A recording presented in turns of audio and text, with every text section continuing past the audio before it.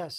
Hello everyone, welcome to my psychology class. Yes यार, जैसा कि आपको पता है लास्ट क्लास में हम डिस्कस कर रहे थे डिफेंस मैकेनिज्म। माय डियर, ये जो टॉपिक है डिफेंस मैकेनिज्म, ये आपको ग्रेड 1 का या ग्रेड 2 का या ग्रेड 3 का, चाहे आप पीजीटी, टीजीटी, पीआरटी किसी भी सेगमेंट की तैयारी कर रहे हों, अगर आपने अपने आप को चुना है कि मुझे टीचर बनना है, तो 101% सीडीपी का ये टॉपिक बहुत इंपॉर्टेंट है। बिकॉज ऑफ यहाँ से क्वेश्चन हर एक एग्जाम में पूछा ही जाता है। आप भले ही इंडिया के किसी भी स्टेट से बिलोंग करते हैं, डजेंट मैटर, इससे आपका एक क्वेश्चन जरूर पूछे। यू नो गाइज, जैसा कि आपको पता है, हम लोग पहले डिस्कशन किया था, हम लोगों ने रेशनलाइजेशन का एंड ऑल्सो प्रोजेक्शन का। हम दो प्रकार के इनडायरेक्ट मेथड्स को यूज कर चुके, दो प्रकार के इनडायरेक्ट मैकेनिज्म को यूज कर चुके थे, जो कि डिफेंस मैकेनिज्म के रूप में जानी जाती, जिनमें हम लोग रेशनलाइजेशन को हम लोगों ने पढ़ा और साथ में लोगों ने पढ़ा प्रोजेक्शन। और आज की क्लास में हम लोग बात कर रहे हैं जो नेक्स्ट हमारे डिफेंस या डिफेंसिव मैकेनिज्म हैं, ठीक है, उनकी अपन बात करने वाले हैं। तो माय डियर, देखिएगा, इस क्लास को अपन आगे बढ़ाते हैं और डिस्कस करते हैं। आज की हमारी जो नेक्स्ट डिफेंस मैकेनिज्म है वो है हमारी कौन सी प्यारे मित्रों? ये हो जाएगी आपकी समन, जिसे हम सप्रेशन कहते हैं। वास्तव में समन का जो अर्थ होता है, इस समन का जो प्रॉपर मीनिंग होता है वो क्या होता है, ये समझना बहुत जरूरी है।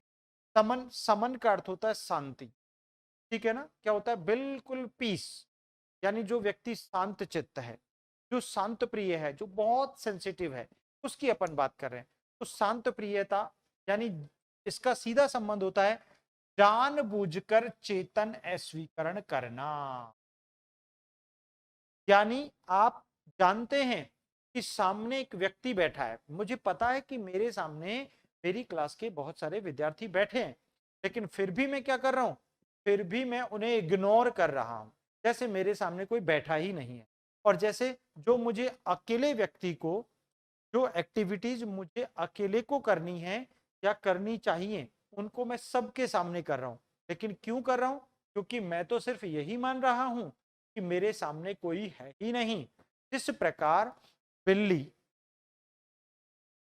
बिल्ली को अपनी तरफ आता देखकर एक कबूतर जो है ना, वो आंखें बंद कर लेता है और सोचता क्या है, बिल्ली तो है ही नहीं। जबकि बिल्ली को और आसानी हो जाती है उसका शिकार करने में।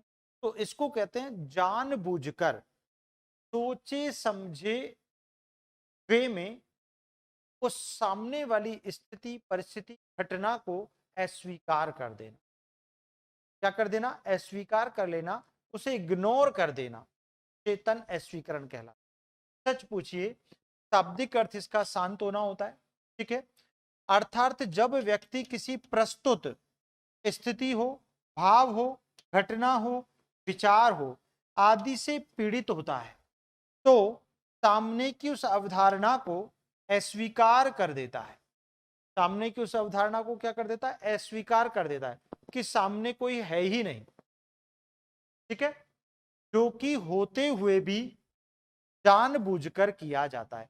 सामने, भाई मेरे सामने पानी की बोतल है, मेरे सामने बहुत सारी सिचुएशंस हैं, लेकिन उनको मैं अनदेखा कर रहा हूं, इग्नोर कर रहा हूं, और वो भी जानबूझकर कर रहा हूं। उसे हमारे साइकोलॉजिकल वे में, या हम लोग कहें सीडीपी में, हम क्या कहते हैं? समन कहते हैं। In other words, when a person suffers from A presented situation, emotion, event, thought, etc. Then he rejects, ignores the concept in front of him, which is done intentionally even though it is happening. बिल्कुल perfect है। तो ऐसा होता है कब? जब बालक या व्यक्ति ऐसा करता है। क्लियर है? चलिए अब देखिएगा आगे,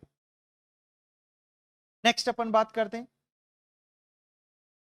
जैसे जैसे एक अखबार वाले या दूध वाले से झड़प या झगड़ा होने पर, भाई मेरे घर में एक अखबार वाला रोजाना न्यूज़पेपर लेके आता है, ठीक है, और वो न्यूज़पेपर लेके आता है रोजाना, वो लेट डालता है। बड़ा मेरा फेवरेट एग्जांपल है, मैं बहुत बार समझाता हूँ। भाई वो 7 बजे के बाद आता है और 7 बजे के लिए मैं क्लास के लिए निकल लेता हूँ। अब एक दिन संडे को मैं वेट कर रहा था, मेरी छुट्टी थी, न्यूज़पेपर वाला आएगा, आते ही मैं उसको बताऊंगा कि तेरे को एक भी पैसा नहीं दूंगा क्योंकि तू न्यूज़पेपर लेट डालता है, जबकि तेरी मेरी बात हुई थी, हमारी डील हुई थी कि तुम 7 बजे से पहले न्यूज़पेपर डालोगे, लेकिन वो नहीं डालता। तो इस बात पर मेरी उससे झड़प हो जाती है, झगड़ा हो जाता है। लेकिन मैंने सोचा कि यार कल से अखबार कौन लाएगा, न्यूज़पेपर कल से कौन लाएगा। तो फिर उस झगड़े को जो हुआ उसको मैं कहकर क्या कर रहा हूं, इग्नोर कर रहा हूं कि जो हुआ सो हुआ, अब छोड़ो। यानी जो सामने स्थिति है, झगड़ा हो गया है, झड़प हो गई है, कहासुनी हो गई है, लेकिन उस कहासुनी को, उस झगड़े को, उस झड़प को इग्नोर करना और क्या कहना, जो हुआ सो हुआ, अब छोड़ो कहकर समन कर लेता है व्यक्ति, अपने आप को शांत कर लेता है, उसे समन कहा जाता है। क्या कहा जाता है? झगड़ा होने पर यह कहकर समन करना कि जो हुआ सो हुआ, अब छोड़ो, जो हुआ सो हुआ अब छोड़ो कहकर, ठीक है ना, यानी मस्तिष्क से उस विचार को जानबूझकर हटा देना। When there is a clash quarrel with the newspaper seller, ठीक है ना, या milkman, it's mitigation by saying that whatever happened, now have it, deliberately removing that thought from the mind is mitigation। ठीक है, एक एग्जांपल मैंने बताया, बिल्ली को अपनी तरफ आता देखकर कबूतर द्वारा आंखें बंद कर लेना या चेतन स्वीकरण करना समन क्या कहलाता माय डियर? समन। That's very important topic also. चलिएगा नेक्स्ट की बात करते हैं, अगली रक्षा युक्ति पर पहुंचते हैं। तो आई थिंक, मुझे उम्मीद है आपको समन सप्रेशन बहुत अच्छे से समझ में आ गया होगा। अब बात करते हैं रिप्रेशन की, ठीक है ना, या फिर सॉरी, विपरीत रचना। विपरीत रचना,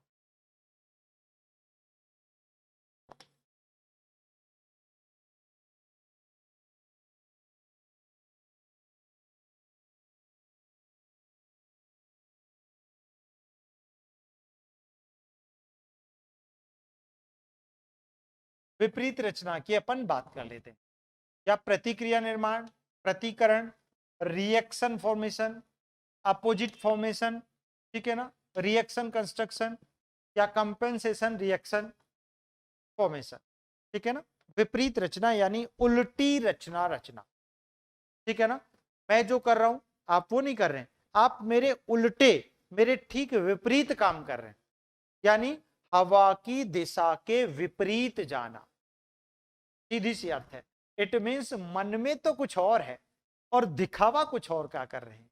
आपने देखा होगा, स्टेप मदर की बात कर ले, सौतेली मां अपनी पुत्री के प्रति समाज को दिखाने के लिए, दुनिया को दिखाने के लिए कहती है, अरे मेरा लाडला, मेरी लाडली है ना, मैं इसके लिए वो करती हूं, वो करता हूं, वो करती हूं, इतनी सारी बातें होती है, लेकिन मन में घृणा का भाव, ईर्ष्या का भाव, द्वेष का भाव रहता है, ठीक है। इसी को कहते हैं विपरीत रचना। आप देखिएगा, हाथी जो होता है, एलिफेंट जो होता है, उसके दांत बड़े बड़े होते हैं, दिखाने के होते हैं, लेकिन खाने के अंदर होते हैं।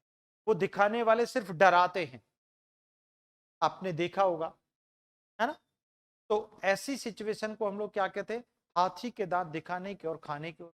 इसी प्रकार मुख में राम बगल में छुरी, एक व्यक्ति है जो वैसे दुनिया को दिखाने के लिए भगत बना हुआ है, सिद्ध पुरुष बना हुआ है, रिलीजियस पर्सनैलिटी के रूप में उसे ख्याति प्राप्त है, देखो कितना धर्मात्मा है, कितना भक्त है, कितना ईश्वरीय आराधना करता है, तिलक छापे लगाता है और राम राम की माला जपता है, लेकिन अंदर भाव क्या है, वैमनस्यता, शत्रुता, कूटनीति। क्या है ये? मुख में राम, मुख में तो राम है समाज को दिखाने के लिए, अंदर छुरी, अंदर का भाव खलत है। इसी प्रकार बहुत सारे एग्जाम्पल हम लोग ले सकते। बात क्लियर है? तो ये वही विपरीत रचना है जिसे हम कहते हैं जब व्यक्ति अपने अंतर मन में नफरत, ईर्ष्या, घृणा आदि का भाव रखते हुए समाज के सामने प्रेम दिखाता है, सहानुभूति दिखाता है, सम्मान दिखाता है आदि का व्यवहार प्रदर्शित करता है विपरीत रचना। अरे मन में कुछ और, अंदर कुछ और, बाहर कुछ और। ठीक है ना, ये वही है। When a person displays love, sympathy, respect, etc. in front of the society by keeping feelings of hatred, jealousy, hatred, etc. in his heart, और हर्ट में कौन सी, जेलेसी की भावना रखता है। ठीक है ना, दूसरों की निंदा, डिस्पेयर की भावना रखता है, उसी को कहते हैं। जैसे हाथी के दांत दिखाने के और खाने के और होते हैं। 100% दिखाता है वो बड़े बड़े होते हैं, बाहर निकले होते हैं, लोग उनको देखकर डर जाते हैं, लेकिन खाने के छोटे होते हैं जो अंदर होते हैं, मुख में अंदर होते हैं। तो हाथी के दांत दिखाने के और खाने के और, इसे कहते हैं, क्या कहते हैं माय डियर, विपरीत रचना रचना। ठीक है, नेक्स्ट देखो, सौतेली मां के द्वारा अपनी सौतेली पुत्री के प्रति मन में नफरत का भाव रखता है, हुए समाज के सामने प्रेम दिखाती है, वात्सल्य दिखाती है,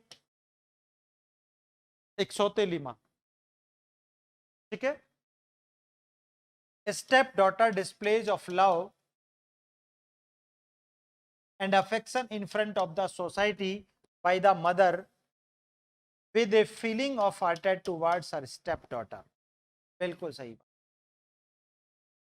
एक वृद्ध व्यक्ति के प्रति सम्मान का प्रदर्शन करना बड़ा गजब का एग्जाम्पल है ना।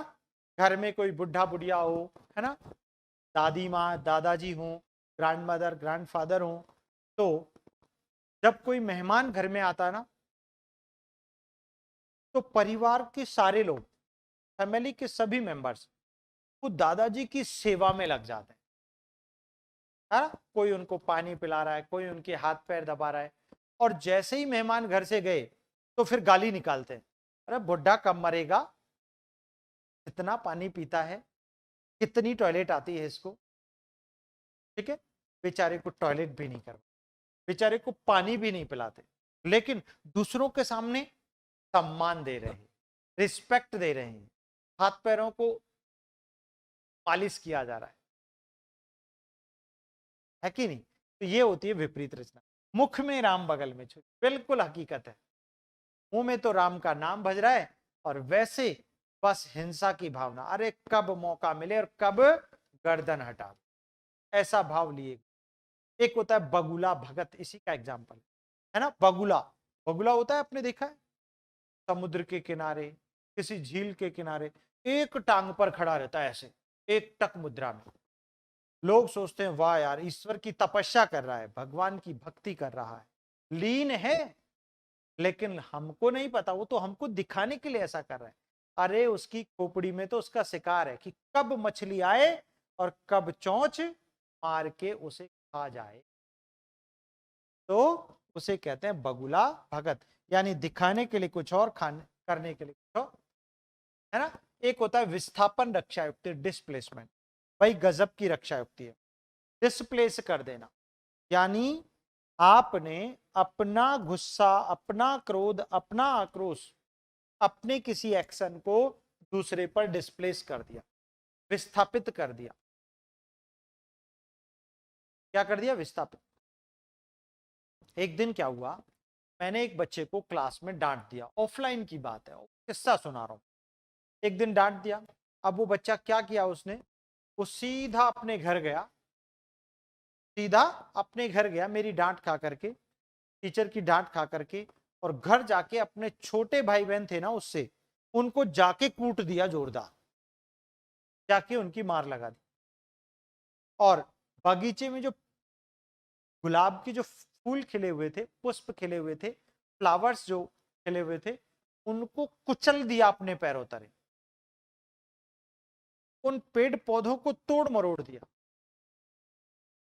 तो किसी और का गुस्सा किसी और पे निकालना, डिस्प्लेस करना, स्थापित करना, क्या समझ में आ गया, बहुत सरल है। क्या है, बहुत सरल है कि डिस्प्लेस करना, इट मींस सीधी सी बात ये हुई कि अपना क्रोध दूसरों पर निकालना। फॉर एग्जाम्पल, सीधे अर्थ में अगर हम समझें तो इसको ऐसे समझ सकते हैं कि डांटा तो टीचर ने था और गुस्सा किसी और पर निकाला। ये गुस्सा किसी और पर तब निकलेगा जब कोई और आपसे शक्ति में, सामर्थ्य में, ताकत में कमजोर हो। तो यानी खुद से कमजोर व्यक्ति या निर्जीव वस्तु पर अपना क्रोध निकालना, अपना आक्रोश व्यक्त करना क्या कहलाता है? ये कहलाता है विस्थापन, डिस्प्लेसमेंट।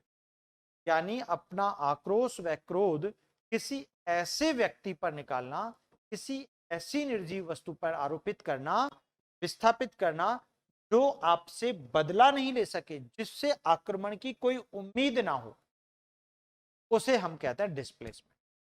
क्या कहते हैं डियर? आगे पढ़ते हैं।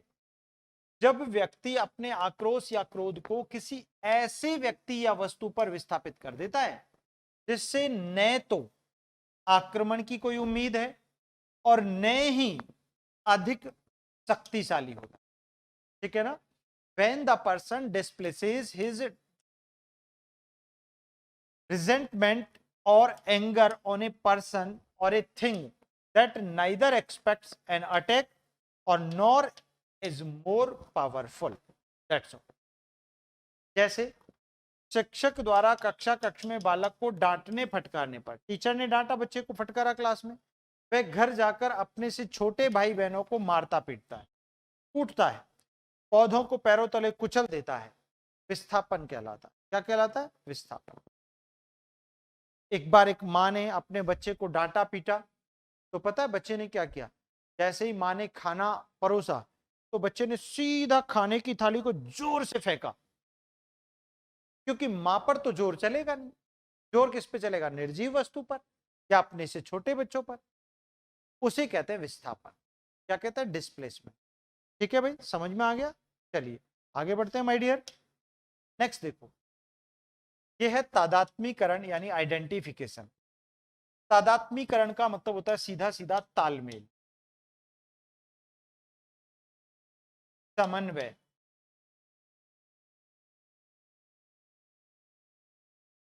अर्थात तालमेल बिठाना, समन्वय स्थापित करना या संतुलन स्थापित करना, बैलेंस करना। अब बैलेंस कैसे करोगे भाई? मैं तो कमजोर हूं, पावर में कमजोर हूं, पढ़ने में कमजोर हूं, तो मैं मेरी तुलना पता किससे कर रहा हूं?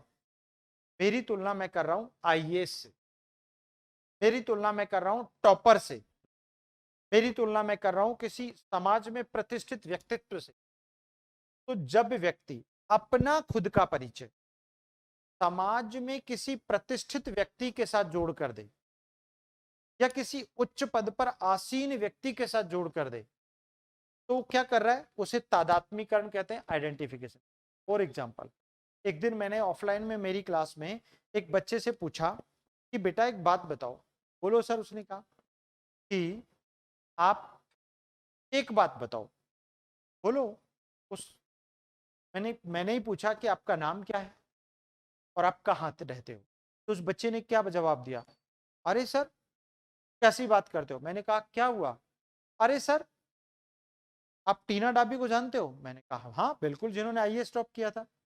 अरे सर टीना डाबी का और मेरे घर की दीवार एक ही है, हम दोनों साथ साथ खेला करते थे, बस वो इस सेक्टर में चली गई, मैं इस बिजनेस में आ गया। वो उस सेक्टर में चली गई, मैं इस बिजनेस में आ गया। समझ में आ रही बात? तो हम दोनों एक ही क्षेत्र के व्यक्ति हैं, एक ही जगह के व्यक्ति हैं, हमारे घर की दीवारें एक ही हैं, हम दोनों साथ साथ खेला करते थे, साथ साथ स्कूल जाया करते थे, साथ साथ मटर गश्ती किया करते थे। ये सब कुछ उन्होंने कहा। ठीक है, ये बात ध्यान दीजिएगा। तो कहने का मेरा अर्थ क्या हुआ? सीधे से भाव में समझो। कहने का अभिप्राय ये हुआ कि जब व्यक्ति खुद का परिचय, अपना आइडेंटिफिकेशन, जब व्यक्ति खुद का परिचय देते समय किसी ऐसे व्यक्ति के गुण और अवगुणों के साथ समायोजन बिठाता है, तालमेल करता है, समन्वय बिठाता है, तादात्म्य स्थापित करता है कि वह उसी के अनुरूप हो। जैसे मैंने अभी आपको एग्जांपल दिया, ठीक है। तो इस बात को आपको ध्यान समझना है। When while introducing himself, a person adjusts with the qualities and demerits of such a person and establishes such harmony or identity that is accordance with, ठीक है। चलिए जैसे एग्जांपल देख लेते हैं इसका भी। अर्थात समाज में उच्च पद या प्रतिष्ठा प्राप्त व्यक्ति के भावों, विचारों और क्रियाओं के अनुरूप स्वयं को प्रदर्शित करना। भाई जैसा टीना डाबी कर रही थी, जैसी एक्टिविटी थी, जैसा कारनामा था, जैसा जो कुछ किया, उसी के कारनामों को, उसी की एक्टिविटीज को, उसके व्यवहार को अपने नाम के साथ जोड़ना, अपनी के साथ जोड़ना क्या है? बिल्कुल माय डियर, ये है आपका तादात्मीकरण, आइडेंटिफिकेशन। ठीक है भाई। जैसे एक बालक द्वारा अपने पिता के जूते पहन लेना और उन्हीं की तरह बैग लटकाकर ऑफिस जाना। हाँ, हम कहते हैं ना, जब बेटे के पैर में पिता की जूती आ जाए, है ना, या पिताजी की स्लीपर्स आ जाएं, तो समझ लेना कि बेटा अब पिताजी के बराबर हो गया है भाई, है ना। क्या हो गया? बेटा अब पिताजी के बराबर हो गया है। इस बात को क्या रखना, ध्यान रखना। क्लियर? तो as a child wears his father's shoes and goes to office hanging his bag like him. पिताजी की तरह एक्टिविटीज, ठीक है, होते नहीं है, लेकिन उनके जैसा अपने आप को बनाकर दिखाएं।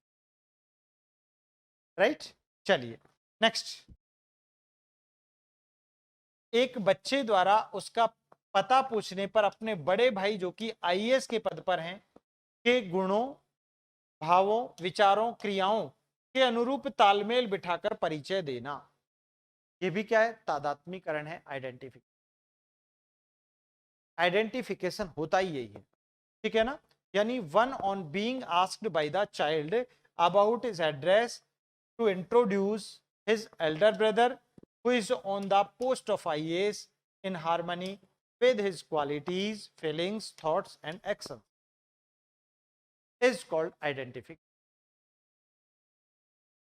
ठीक है, चलिए नेक्स्ट आइए।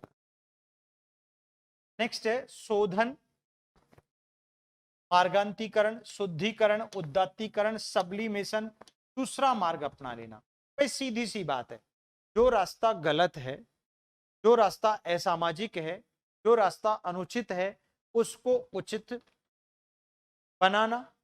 असामाजिक है उसे सामाजिक बनाना, जो अशुद्ध है उसे शुद्ध करना।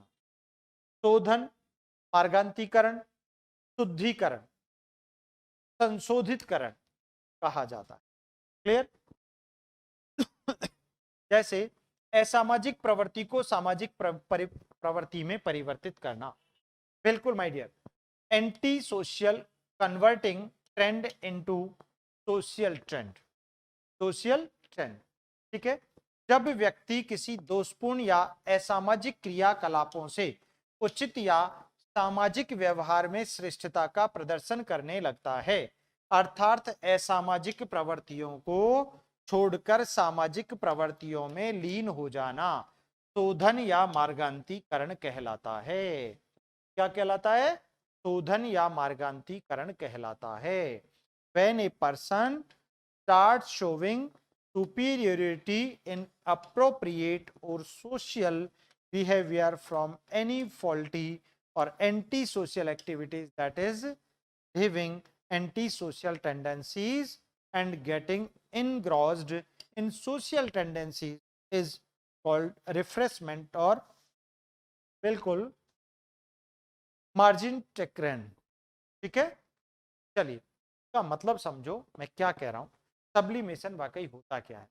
एक दिन क्या हुआ, मैंने देखा एक क्लास में कि एक बच्चा था, वो अपने साथी दोस्तों को, क्लास के सहपाठियों को मार रहा था, कूट रहा था, पीट रहा था, झगड़ा कर रहा था।